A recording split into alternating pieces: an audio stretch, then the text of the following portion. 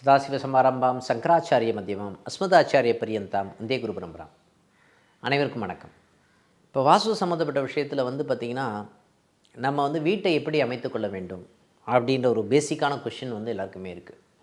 இந்த விஷயம் நம்ம சொல்லும்போது நம்ம என்ன சொல்லுவோம்னா, பஞ்சபூத தத்துவம் நிலம், நீர், நெருப்பு, காற்று, ஆகாயம் அப்படின்ற ஒரு நிகழ்வு நம்ம வீட்டுக்குள்ளேயே அது இருக்கணும்.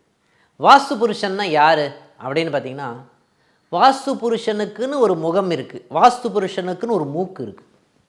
அப்படின்னா என்ன அர்த்தம் அப்படின்னு பார்த்திங்கன்னா, எப்போவுமே வடகிழக்கு மூலைன்னு சொல்லப்படுகின்ற அந்த இடத்துக்கு உள்ளே பார்த்திங்கன்னா வாஸ்து புருஷனுக்கு சுவாசம் அப்படின்ற ஒரு விஷயம் இருக்குது. இப்போ வடகிழக்கு மூலை தான் மூக்கே. அப்போ சுவாசம் நம்ம சுவாசிக்கிறோன்னா நம்ம மூக்கின் வழியாக சுவாசிக்கிறோம் இல்லையா? அதே மாதிரி வீட்டுக்கு ஒரு சுவாசம் இருக்கிறதா அப்படின்னு சொன்னால் வடகிழக்கு மூலைன்னு சொல்லப்படுகின்ற அந்த இடத்துல தான் சுவாசம் வரணும்னு இருக்குது. முக்கியமாக 2 விஷயங்கள் இருக்குது அதில். முக்கியமாக காற்று நல்லா உள்ளே வெளியில் போகணும். எந்த பக்கம் சார் உள்ளே வரணும் அப்படின்னா, கிழக்கு பக்கமாகவும் வடக்கு பக்கமாகவும் உள்ளே வரணும். எந்த பக்கமும் சார் வெளியில் போகணும் அப்படின்னா, மேற்கு பக்கமும் தெற்கு பக்கமாக வெளியே போக வேண்டும். அப்போ எல்லா இடத்துலையும் வென்டிலேஷன் அப்படின்னு ஒரு நிகழ்வு வேணுமா? கண்டிப்பாக வேண்டும்னு சொல்லலாம்.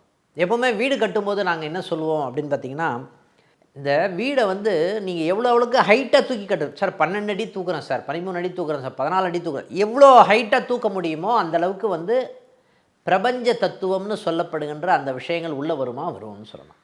ஓகேங்களா? காற்றோட்டம், அந்த அழுத்தமான சுச்சுவேஷன். நீங்கள் வீடு சின்னதாக இருக்கக்கூடிய வீட்டில் பார்த்திங்கன்னா அழுத்தம் அதிகமாக இருக்கும், ஹீட்டு ஜாஸ்தியாக இருக்கும். இதே கூரை மேலே போக போக போக என்ன ஆகும்னா, அதனால தான் அந்த காலகட்டத்தில் இந்த வீடெல்லாம் எப்படி அமைத்தார்கள்னு பார்த்திங்கன்னா இப்படி அமைச்சாங்க. ஏன் அப்படின்னு பார்த்திங்கன்னா, பிரம்மஸ்தானம்னு சொல்லப்படுகின்ற விஷயத்தை நடுவில் பெருசாக வைப்பாங்க. அது கூரை போக போக இப்படி ஆகும், ஸ்லாட்டர் ஆகும். அதுதான் கூரையினுடைய விஷயம். சில பேருடைய குடில்னு சொல்லுவாங்க. குடில் பார்த்திங்கன்னா பிரம்மஸ்தானம்ன்ற பகுதி மேடாக இருக்கும், இப்படி இருக்கும். அந்த பக்கவாட்டில் இருக்கக்கூடிய தன்மை எல்லாமே இப்படி இருக்கும். அந்த குடில் அப்படின்ற ஒரு விஷயம் இருக்கும். அப்போ பிரம்மஸ்தானம் எப்போவுமே ஓப்பனாக இருக்கணும் அப்படின்னு சொல்லப்படுகின்ற நிகழ்வுகள் இருக்குது. சார், இதை நான் வீடு கட்ட போகிறேன், நான் பிரம்மஸ்தானத்தை அமைத்துக்கொள்ளலாமா? அமைத்துக்கொள்ளலாம். எப்படி அமைப்பது அப்படின்னு ஒரு கேள்வி கேட்டிங்கன்னு வச்சுக்கோங்களேன். பிரம்மஸ்தானம் வடகிழக்கு நோக்கியோ, வடகிழக்கிலேயோ, இல்லை கிழக்கிலேயோ, வடக்கிலேயோ சரியான ஒரு விகிதத்தில் அமைச்சிட்டிங்கன்னு வச்சுக்கோங்களேன். இந்த சரியான விகிதம்னு சொல்கிறேன்ல, அது ஒவ்வொரு வீட்டினுடைய அளவை பொறுத்து மாறுகிறதுன்னு சொல்லலாம். இந்த பிரம்மஸ்தானம் நடுமத்தின்னு சில பேர் சொல்லுவாங்க. இந்த நடுமத்தியில் என்னால் அமைக்க முடியல அப்படின்ற பட்சத்தில் வடக்காகவோ கிழக்காகவோ வடகிழக்காகவோ இந்த பிரம்மஸ்தானத்தை அமைத்து கொண்டாலே அதில் பார்த்திங்கன்னா காற்று வரணும் உள்ள. அதே மாதிரி அதில் ஒளி வரணும் உள்ள, அதாவது வெளிச்சம் உள்ள வரணும். இதை அமைத்து கொண்டாலே பார்த்திங்கன்னா அந்த பிரம்மஸ்தானத்தினுடைய அமைப்பு ஈர்க்கக்கூடிய தன்மையை கொடுக்கும்னு சொல்லலாம். நமக்கு எப்படி காற்று பிராணன், அபானன், உபானன்னு சொல்லுவாங்க இல்லையா? ஓகேங்களா? பிராணன்னு சொல்கிறோம், நம்ம பிராணவாயுன்னு சொல்கிறோம். அதே மாதிரி வெளியே போகக்கூடிய காற்று பார்த்திங்கன்னா அபானன்னு சொல்கிறோம் இல்லையா? அப்போது ஆக்சிஜன், கார்பன் டை ஆக்சைடு அப்படின்னு ஒரு விஷயம் இங்கே வருது. அப்போ ஆக்சிஜன் உட்கொள்கிறோம், கார்பன் டை ஆக்சைடு வெளித்தள்ளுகிறோம். அப்போ வெளியில் காற்று போகலை அப்படின்ற பட்சத்தில் என்ன நடக்கும் அப்படின்னு பார்த்திங்கன்னா, அங்கேயே ஒரு டென்ஷன் க்ரியேட் ஆகும். நோய் சம்மந்தப்பட்ட விஷயங்கள் க்ரியேட் ஆகிறதுக்கு உண்டான தன்மை இருக்குமா? இருக்கும். அப்போ என்ன நிகழ்வு நடக்குன்னா, எப்படி நம்ம இன்னல் பண்ணி எக்ஸல் பண்ணுறோமோ அதே மாதிரியே தான் பார்த்திங்கன்னா வீட்டுக்கும் சுவாசம் அப்படின்ற ஒரு விஷயம் ரொம்ப முக்கியமான விஷயம். ஒளி பேசணும்.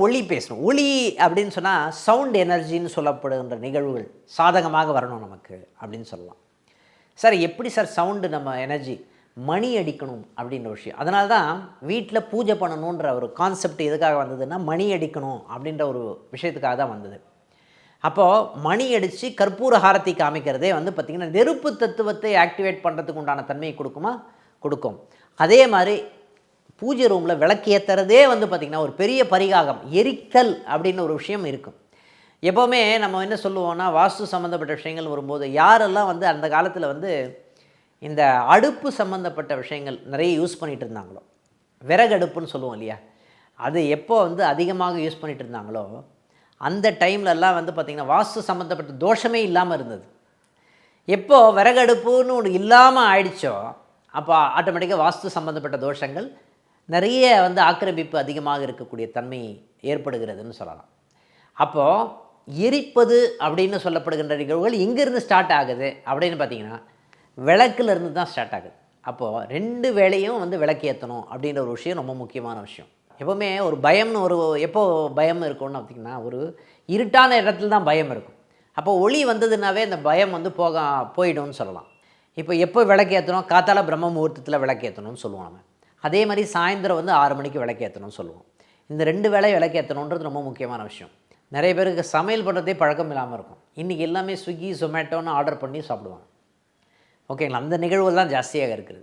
அப்போது வீட்டில் வந்து எப்போவுமே இந்த அக்னி மூலைன்னு சொல்லப்படுகின்ற அந்த சுக்கிரனுடைய தென்கிழக்கு பகுதியில் வந்து பார்த்திங்கன்னா அதாவது நெருப்பு தத்துவம் அங்கே இயங்க வேண்டும் அப்படின்ற விஷயம் வந்து இருக்கணுமா? கண்டிப்பாக இருக்கணும். யாருடைய வீட்டில் வந்து பார்த்திங்கன்னா இந்த ஸ்டவ்வே பற்ற வைக்காமல் இருக்காங்களோ அவங்களுக்கு தோஷம் அதிகமாக இருக்கக்கூடிய தன்மை, வாஸ்து சம்மந்தப்பட்ட தோஷம் யாருக்கு ஜாஸ்தியாக இருக்கும்? யாரெல்லாம் அடுப்பே பற்ற வைக்காமல் இருக்காங்க பார்த்திங்களா, அவங்களுக்கு தோஷங்கள் அதிகமாக இருக்கக்கூடிய தன்மை இருக்குன்னு சொல்லலாம்.